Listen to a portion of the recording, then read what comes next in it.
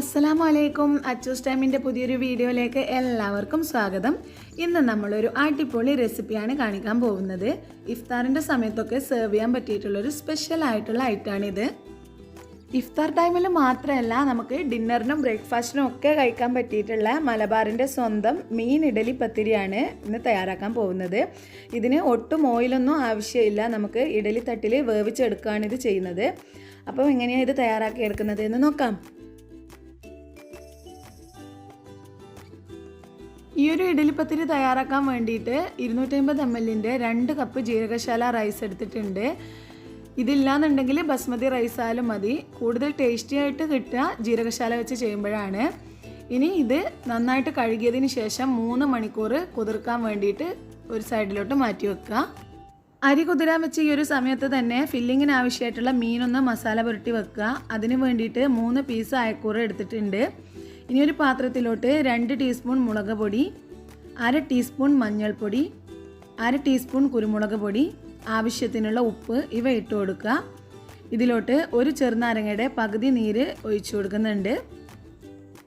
ഇതിലോട്ട് 2-3 ടീസ്പൂൺ വെള്ളം കൂടി ഒഴിച്ചു കൊടുത്തിട്ട് നന്നായിട്ട് ഇതൊന്ന് മിക്സ് ചെയ്തെടുക്കുക. ഇനി ഈ ഒരു മിക്സിലോട്ട് കഴുകി വൃത്തിയാക്കി വെച്ചിട്ടുള്ള ഓരോ പീസ് മീനും ഇട്ട് കൊടുത്തിട്ട് നന്നായിട്ടൊന്ന് മസാല പുരട്ടിയിട്ട് മാറ്റി വെക്കുക.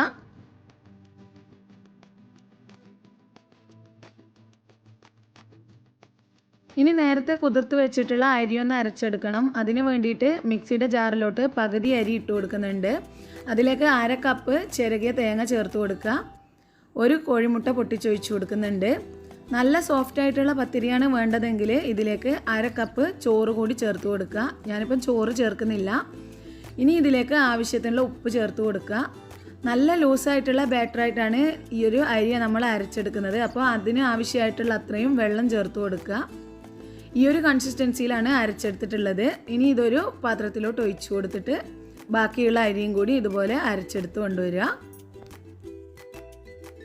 അരി മുഴുവനായിട്ടും അരച്ചതിന് ശേഷം കുറച്ച് സമയം റെസ്റ്റ് ചെയ്യാൻ വേണ്ടിയിട്ട് അടച്ചു വെക്കുക. ഇത് അരച്ച ഉടനെ തന്നെ നമ്മൾ ഉണ്ടാക്കിയാൽ അത്രയ്ക്ക് അങ്ങോട്ട് ടേസ്റ്റ് കിട്ടില്ല. അപ്പോൾ അരി അരച്ച് വെച്ചതിന് ശേഷം നമുക്ക് മസാല തയ്യാറാക്കിയെടുക്കാം. ഇനി ഫില്ലിങ് തയ്യാറാക്കാൻ വേണ്ടിയിട്ട് ഒരു പാൻ വെച്ച് ചൂടാക്കി അതിലോട്ട് 3-4 ടേബിൾ സ്പൂൺ ഓയിൽ ഒഴിച്ചു കൊടുക്കുക. ഓയിൽ ചൂടായതിന് ശേഷം നേരത്തെ മസാല പുരട്ടി വെച്ചിട്ടുള്ള ഫിഷ് ഓരോന്നും ഇട്ട് കൊടുത്തിട്ടൊന്ന് ഫ്രൈ ചെയ്തെടുക്കുക. ഒരുപാടങ്ങ് ഫ്രൈ ആക്കി എടുക്കേണ്ടതില്ല. ജസ്റ്റ് 2 സൈഡും തിരിച്ചിട്ട് കൊടുത്ത് കളറ് മാറുന്ന ആ ഒരു സമയത്ത് ഇതിലേക്ക് നല്ലൊരു ഫ്ലേവർ കിട്ടാൻ വേണ്ടിയിട്ട് കുറച്ച് കറിവേപ്പില അരിഞ്ഞത് ചേർത്ത് കൊടുക്കുന്നുണ്ട്. ഇത്രയും ഫ്രൈ ആയാൽ മതിയാകും. ഇനി ഇത് ഒരു പ്ലേറ്റിലോട്ട് മാറ്റി കൊടുക്കുക. ഇനി ഫിഷ് ഫ്രൈ ചെയ്ത അതേ സെയിം ഓയിലിലോട്ട് തന്നെ കുറച്ച് കറിവേപ്പില അരിഞ്ഞത് ചേർത്ത് കൊടുക്കുന്നുണ്ട്. ഈ ഒരു ഓയിലിൽ തന്നെയാണ് നമ്മൾ ബാക്കിയുള്ള മസാലയൊക്കെ വഴറ്റുന്നത്. അപ്പോൾ ആ ഒരു ഫിഷിൻ്റെ ഫ്ലേവർ നന്നായിട്ട് അതിൽ കിട്ടും. ഇനി ഇതിലോട്ട് 3 പച്ചമുളക്, 3 വെളുത്തുള്ളി, ഒരു ചെറിയ പീസ് ഇഞ്ചി ഇവ ചതച്ചെടുത്തിട്ടുണ്ട്. അതുകൂടി ചേർത്ത് കൊടുത്തിട്ട് ഇത് നന്നായിട്ടൊന്ന് വഴറ്റിയെടുക്കുക. ഇനി ഇതിലേക്ക് 3 വലിയ സവാള ചെറുതായിട്ട് അരിഞ്ഞെടുത്തിട്ടുണ്ട്. അതുകൂടി ഇതിലോട്ട് ചേർത്ത് കൊടുക്കുക.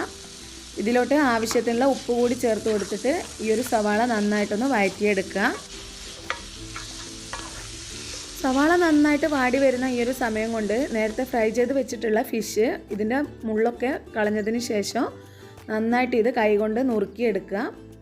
കൈകൊണ്ട് തന്നെ ജസ്റ്റ് ഒന്ന് നുറുക്കിയെടുത്താൽ മതി. അത്രയ്ക്ക് സോഫ്റ്റ് ആയിട്ടുള്ള ഫിഷാണിത്.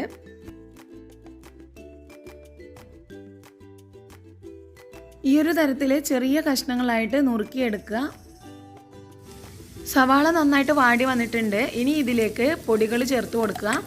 അതിന് വേണ്ടിയിട്ട് 1/2 ടീസ്പൂൺ മഞ്ഞൾപ്പൊടി, 3-4 ടീസ്പൂൺ മുളക് പൊടി, 1/2 ടീസ്പൂൺ മല്ലിപ്പൊടി, 1 ടീസ്പൂൺ ഗരം മസാല പൗഡർ ഇവ ചേർത്ത് കൊടുത്തിട്ട് നന്നായിട്ട് ഇതൊന്ന് മിക്സ് ചെയ്തെടുക്കുക.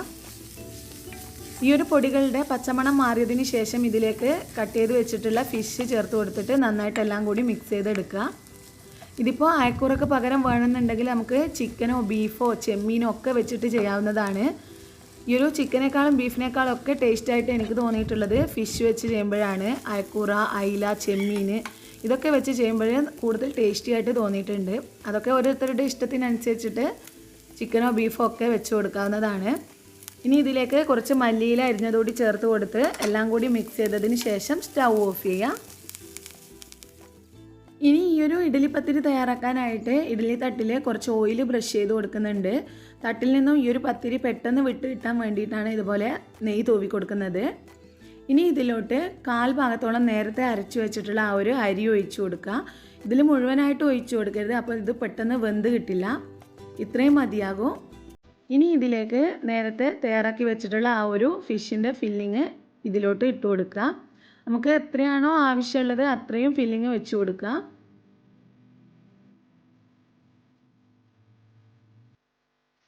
ഇനി ഈ ഒരു മസാലയുടെ മുകളിലായിട്ട് കുറച്ചുകൂടി അരി ഒഴിച്ച് കൊടുക്കുക. ഇതിപ്പോൾ ഫില്ലിങ് മുഴുവനായിട്ടും കവർ ചെയ്യുന്ന തരത്തിലല്ല ഞാൻ ഒഴിച്ച് കൊടുത്തിട്ടുള്ളത്. അത് മുഴുവനായിട്ട് കവർ ചെയ്യണമെന്നുണ്ടെങ്കിൽ അത്രയും അരി ഇതിന് മുകളിൽ ഒഴിച്ച് കൊടുക്കുക. ഇനി ഇതിൻ്റെ ഏറ്റവും മുകളിലായിട്ട് കുറച്ച് മല്ലിയില വെച്ച് കൊടുക്കുന്നുണ്ട്.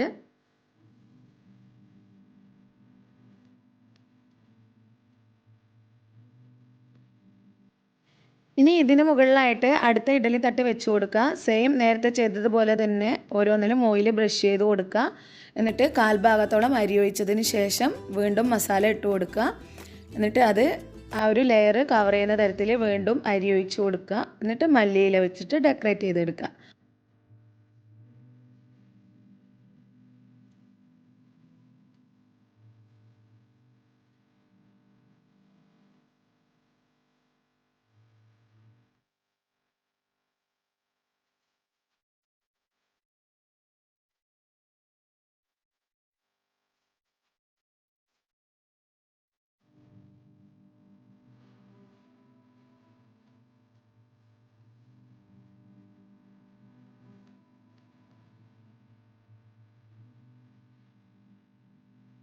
ഇനി ഇത് അടച്ചു വെച്ചിട്ട് മീഡിയം ഫ്ലെയിമിൽ 10-15 മിനിറ്റ് കുക്ക് ചെയ്തെടുക്കുക.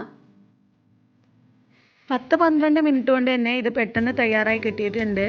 ഇനി ഇത് ചൂടാറിയതിന് ശേഷം പ്ലേറ്റിലോട്ട് മാറ്റി കൊടുക്കുക. അപ്പോൾ നല്ല സൂപ്പർ ടേസ്റ്റി ആയിട്ടുള്ള ഫിഷ് ഇഡ്ഡലി പത്തിരി റെഡി ആയിട്ടുണ്ട്. ഇത് ഇഫ്താർ സ്നാക്കായിട്ട് ഉപയോഗിക്കാം, അല്ലാന്നുണ്ടെങ്കിൽ നമുക്ക് ഡിന്നർ ടൈമിലോ ബ്രേക്ക്ഫാസ്റ്റിനോ ഒക്കെ കഴിക്കാൻ പറ്റിയിട്ടുള്ളൊരു റെസിപ്പിയാണ്. ഞാനിപ്പോൾ നോമ്പ് തുറക്കുന്ന സമയത്താണ് ഇത് ഉണ്ടാക്കിയിട്ടുള്ളത്. നല്ല സൂപ്പർ ടേസ്റ്റ് ആയിരുന്നു. ഇതിപ്പോൾ ഓരോരുത്തരുടെ ഇഷ്ടത്തിനനുസരിച്ചിട്ട് ചിക്കനോ ബീഫോ ഒക്കെ വെച്ചിട്ട് സെയിം പ്രോസസ്സിൽ നമുക്ക് ചെയ്തെടുക്കാവുന്നതാണ്. അധികം ഓയിലോ കാര്യങ്ങളോ ഒന്നും ഇല്ലാതെ 10-12 മിനിറ്റ് കൊണ്ട് നമുക്ക് ആവിയിൽ വേവിച്ചെടുക്കാവുന്നതേ ഉള്ളൂ. അധിക സമയമൊന്നും വേണ്ട ഇതിന്. ഈ ഒരു ഇഡ്ഡലിപ്പത്തിരി ഇതുവരെ തയ്യാറാക്കിയിട്ടില്ല എന്നുണ്ടെങ്കിൽ എന്തായാലും ഒന്ന് ഉണ്ടാക്കി നോക്കുക. നോമ്പ് തുറ സമയത്തൊക്കെ ഉണ്ടാക്കാൻ പറ്റിയിട്ടുള്ളൊരു റെസിപ്പിയാണിത്. അപ്പോൾ ഉണ്ടാക്കിയിട്ട് ഫീഡ്ബാക്ക്സ് കമൻസിലൂടെ അറിയിക്കാൻ മറക്കരുത്. പിന്നെ എന്നും പറയുന്നത് പോലെ ആദ്യമായിട്ടാണ് എൻ്റെ വീഡിയോ കാണുന്നതെങ്കിൽ അച്ചൂസ് ടൈം എന്ന ചാനൽ സബ്സ്ക്രൈബ് ചെയ്യുക. പുതിയ വീഡിയോസിൻ്റെ നോട്ടിഫിക്കേഷൻ കിട്ടാൻ തൊട്ടടുത്തുള്ള ബെല്ലൈക്കൺ ഒന്ന് ഓളൊന്ന് പ്രസ് ചെയ്ത് കൊടുക്കുക. ഇൻഷാ അല്ലാഹ് പുതിയൊരു വിഭവമായിട്ട് വീണ്ടും കാണുന്നത് വരെ അസ്സലാമു അലൈക്കും.